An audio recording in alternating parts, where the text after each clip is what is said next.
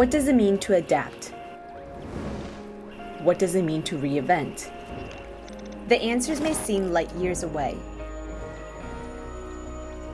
but if we keep our focus, we'll reach that light at the end of the tunnel. What does it mean to adapt? Our built environment is evolving. It's essential that we reset our ways to protect it and nurture it.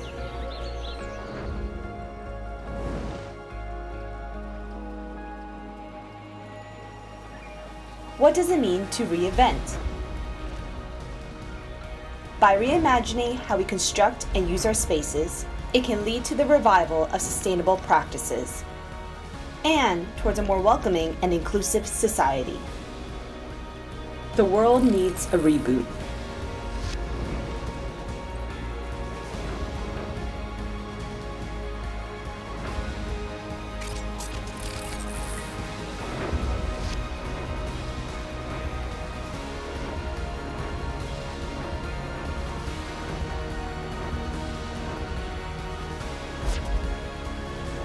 So, what does it mean to adapt? And what does it mean to reinvent?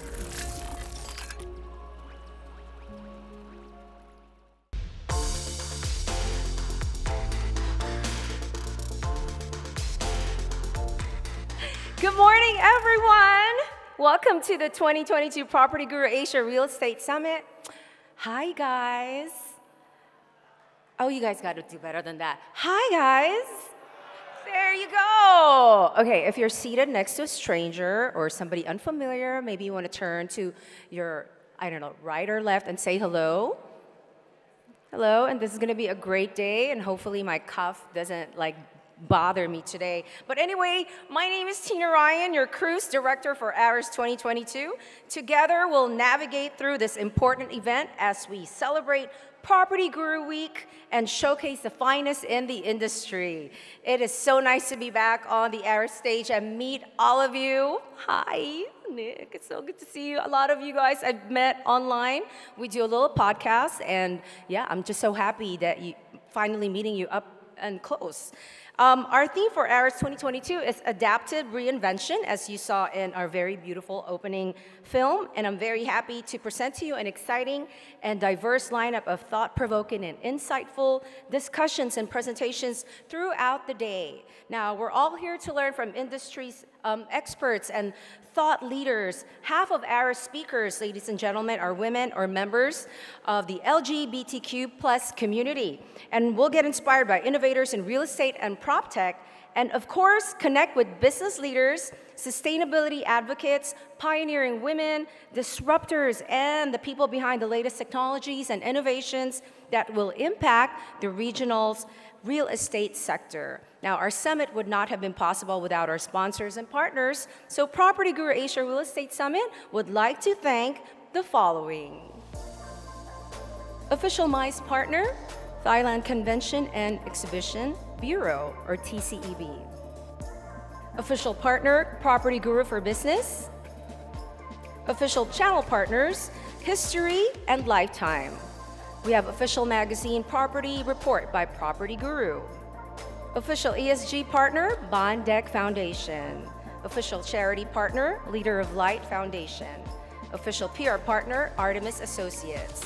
We have our supporting partners, Green Building Consulting and Engineering. International Finance Corporation, or EDGE. We have IFC Building Resilience Index and REDA Institute. And of course, our media partners, D plus A, Esquire Philippines, Hot Magazine, People Asia, REM Thailand, Southeast Asia Globe, The Grid, and thinkofliving.com. Thank you to all our sponsors and partners from around the region.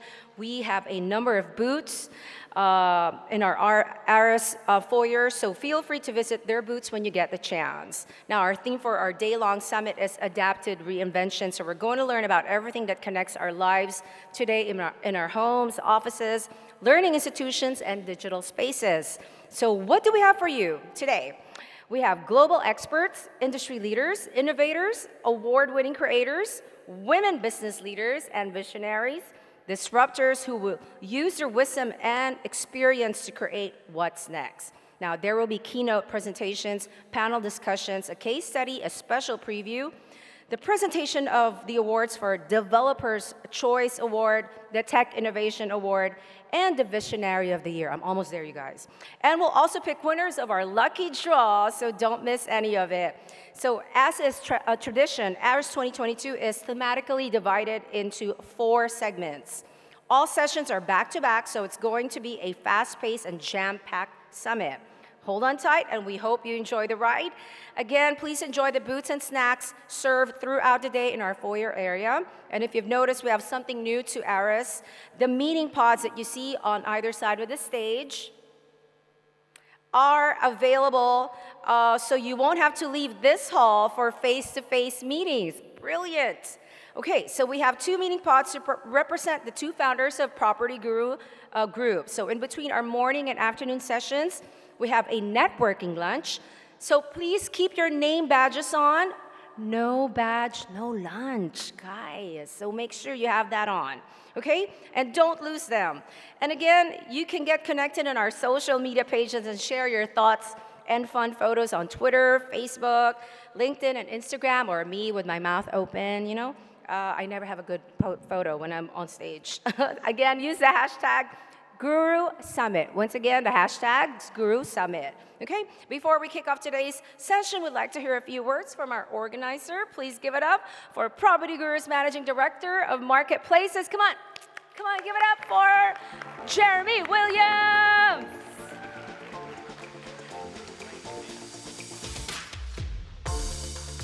Thank you very much, Tina. How are we doing? Everyone excited about the day ahead? Fantastic. Ladies and gentlemen, our partners and fellow gurus, a very warm welcome to the 8th PropertyGuru Asia Real Estate Summit. It's wonderful to be back in person after 3 years, and we appreciate you taking the time to join our annual Thought Leadership Summit. It is very fitting that the return of the Asia Real Estate Summit, or RES, happens on this day, the 8th of December, which is the foundation day of the PropertyGuru Group. It is also fitting that the theme of this year's summit is Adaptive Reinvention, something that our company has certainly demonstrated. In 2007, 15 years ago, PropertyGuru's 2 founders, represented by these 2 meeting pods, began the journey to help people make confident property decisions in a small shophouse in Singapore's Chinatown. Today, we are Southeast Asia's leading PropTech company, attracting over 40 million property seekers every month. We have relationships with over 64,000 agent customers, have recently launched new business units focusing on data and software solutions and fintech. And later this morning, we have an exciting new launch exclusively for you, our property enterprise customers. For its 8th year, RES has gathered the brightest minds, top-level business leaders, and decision makers in the property and technology sectors from around the world. Over these 8 years, our goal for RES has remained constant: to educate, innovate, and inspire, sharing ideas, inspiring innovation, and developing practical solutions that can help improve our built environments. Our theme this year, as I mentioned, is Adaptive Reinvention. We will focus on how our cities, communities, and built environments can adapt to changes, and how we, the inhabitants and developers of these environments, can use best practices and lessons from the past to build the communities of tomorrow. We will be challenged by discussions on sustainability, inclusivity, diversity, and creativity. Hear about humanitarian tech. Discussions designed to encourage and stimulate thinking on how we will adapt and reinvent ourselves post the pandemic. There will also be some surprises throughout the day, so ladies and gentlemen, leave your seats at your own risk. We have gathered over 40 experts from around the world, and trust me, you don't want to miss a minute. Please enjoy our exciting and engaging lineup of sessions today. Let's get things started. Thank you. I like that. Leave your chairs at your own risk, huh? Okay, so thank you so much, Jeremy. Now let's hear from our ARIS chairperson, Stephen Ohm.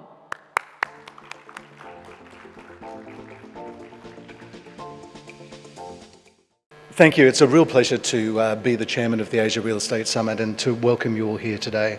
As we saw in the introductory film, the conclusion was that the world is changing, and in actual fact, the world has changed. And I really think that that is exactly correct, and hence the theme for the summit this year. I think that there is a lot of challenges and a lot of change, and I think that on the cusp of 2023 and looking into 2023, 2024 and beyond, that there are very significant number of challenges and also opportunities. And it's how we view those and how we think about those that is really going to be the success of organisations and beyond in countries and regions, etc. And on this slide, I've put in together on the left some of the challenges and on the right some of the opportunities. My perspective is I'm an independent consultant, and my focus is on value management and sustainability and combining the two. And just as a framer for the theme of today and what we'll all be discussing and exploring today is possibly, well, all of those issues, the ones that we must face on the left-hand side, and then the other issues in terms of value and sustainability, and really probably focusing in on the last four in a way, in that when we're looking at the challenges and when we're looking at the opportunities and when we're looking at sustainability, that the financial outcomes and the financial benefits of doing all of that are extremely high, and also to really myth bust the concept that sustainability and for progress must cost more money, because I really believe that that is incorrect. And I have some examples of how sustainability and value is different for different people around the world, and also how we can combine that with actually reducing capital costs and reducing life cycle, operational costs, etc., and so much more in the value management proposition. So I've worked on a lot of, and I really enjoy small projects and medium projects, but I've actually chosen some of the larger projects that I've worked on just to illustrate the breadth and extent of advantages, different perspectives, and value financial outcomes. I was on the board of the Burj Khalifa and also involved in the value management of the total 138 plots that make up downtown Dubai. Now, when the Burj Khalifa was built, the tallest building in the world was Taipei 101 at 508 metres. The Burj Khalifa was 60% taller than anything man had ever built at 828 metres. It was an astonishing achievement and challenges in absolutely every single area unprecedentedly. It also occurred as the financial crisis hit the Middle East, etc., which is a little bit later than the rest of the world, and there were a lot of challenges. We brought the project in on budget and on time, which was a feat in itself. We also did a lot of sustainability issues, energy management and water management and all sorts of things like that. But in actual fact, one of the things that we really did, and what unfortunately the Burj Khalifa and this whole precinct isn't fully recognised for, is in the Middle East, life was totally consumed by the automobile. And the city grew, and it grew by a million people roughly every 10 years or more, and everybody was using the car, and the urban sprawl, the city got bigger and bigger and bigger. And this development changed the way that people thought about living and value and progress, because this part of the city was designed for 100,000 people, and people now walk to work, they walk to the shops. The mall, which is just one of the 138 plots, it now gets very regularly 200,000 people visiting it per day. It totally changed the fabric of sustainability and what a city was in the Middle East. And so many other developments now, not only in the Middle East but also around the world, have really taken this principle, and it was existing everywhere, but it really brought it together and changed things. And the project was brought in on time and on budget, which for something so unprecedented was really something. Another project, I lived in Dubai for over 10 years, and I'm now based in Asia, but Masdar city, I think most people are aware of this city. It's 6 kilometres square inside area. It will be fully realised over the next 20, 25 years. Its ambitions, its vision is extraordinary in so many ways.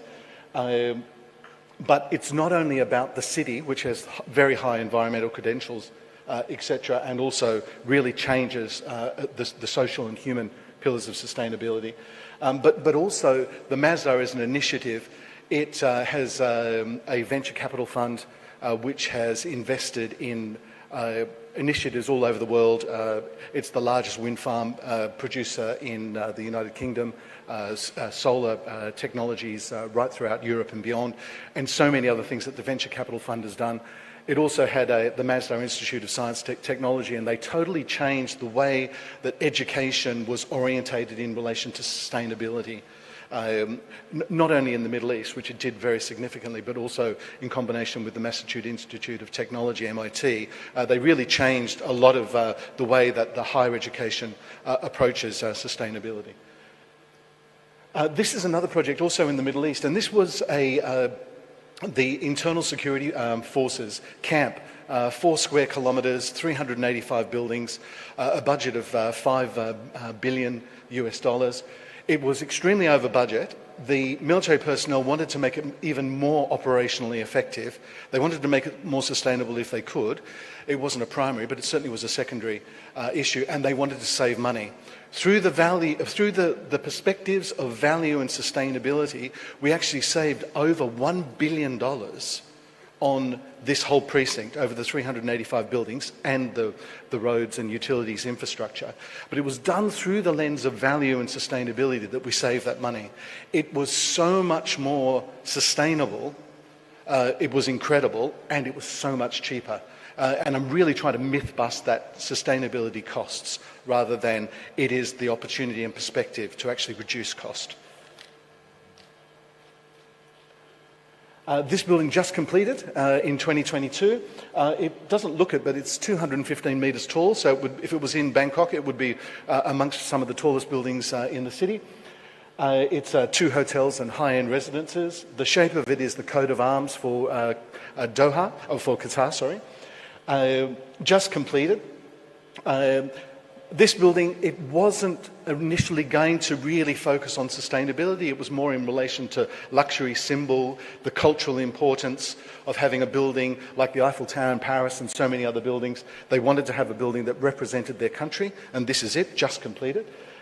But it is the largest building to have got a 5-star rating, the highest rating in the local environmental rating system in the country, and it's the only hotel that's got that rating. So it did push the boundaries in the region, and it's a phenomenal project. And again, through the perspectives of value, and value here was about the cultural, societal impact of this building. But through that perspective of value and looking at sustainability, we're actually able to control costs, reduce them in some areas, and also deliver an amazing building. And then this is just my final slide. Raffles in Singapore, actually also owned by the Qatari government, and I was involved in this. It was refurbished relatively recently. And of course, the value here was about the cultural heritage of this building. Again, through value and through sustainability, and it was necessary here because it's such an old building. I mean, when this was built in 1868, I think it was, there was less than 200,000 people living in Singapore, and now, of course, there are many, many millions. This is a very, very important cultural building, but also we were able to make this building, and the perspective for the Sovereign Wealth Fund of Qatar, who I was working for, was that they wanted the building, they know that their grandchildren's grandchildren will still own this building. And that really is at the nub of sustainability. So I just wanted to give those perspectives. The world is changing, the world has changed. I think that the forces that I showed on the first slide, the challenges and the opportunities, are really there. And they are probably going to be, and this 2024 are going to be probably the changing points in our careers, the biggest changes that we're going to see. How do we manage the challenges? How do we turn the opportunities into actual outcomes? That's the discussion for today. Welcome to ARIA's Real Estate Summit 2022. Thank you.